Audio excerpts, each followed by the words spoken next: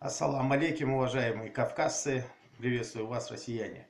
Сегодня около 50-60 человек ингушской национальности, войнахов, штурмовали телерадиокомпанию ТНТ.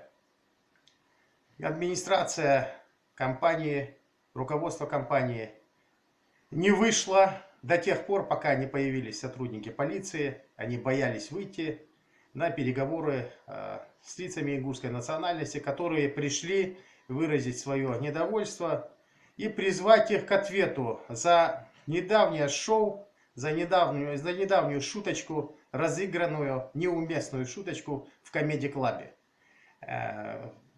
Там была разыграна шуточка по поводу нашей самой гордой и красивой нации на Кавказе, над ингушской нацией.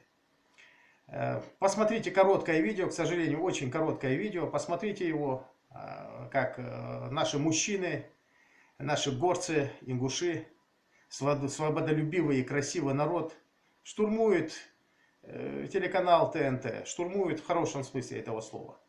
Обратите внимание, и дальше мы продолжим наш разговор. Любой нации вероисповедания. Пусть они это рассказывают в первую очередь. Телевидение также рассказывает.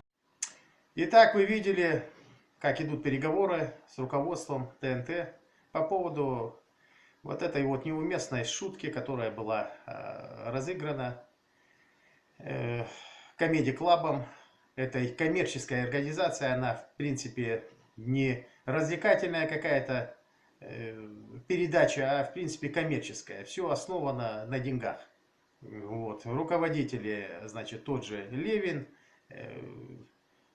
Мартиросян, Саркисян, Агасян, Магасян и тому подобное. Это коммерческая организация, они зарабатывают деньги, не забывайте об этом. Так вот, я хочу обратиться к вам, Саркисяны и Маргисяны. Когда вы в следующий раз откроете рот или попробуете открыть этот рот в сторону войнахов, чеченцев, ингушей, задумайтесь над тем, что вас призовут к ответу. Что же вы не спустились, когда пришли 50-60 человек ингушей призвать вас к ответу и поговорить с вами? Побоялись, да? Ну вот теперь смотрите по сторонам.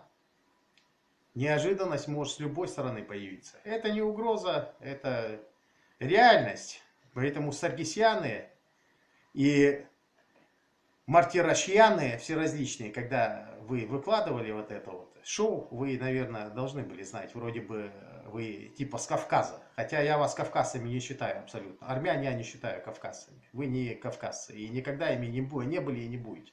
Запомните, это лично я вам говорю. Меня зовут Урусхан Савалбекович. Меня знают. Вот такие вот дела. Дальше пойдут извинения от всех вас. Вот.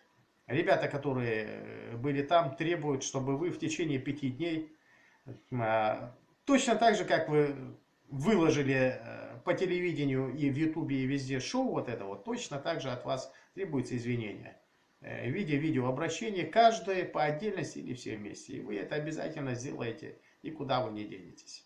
В следующий раз задумайтесь над тем, что вы делаете. Кавказ – дело тонкое, ребята. Не забывайте об этом. Удачи всем!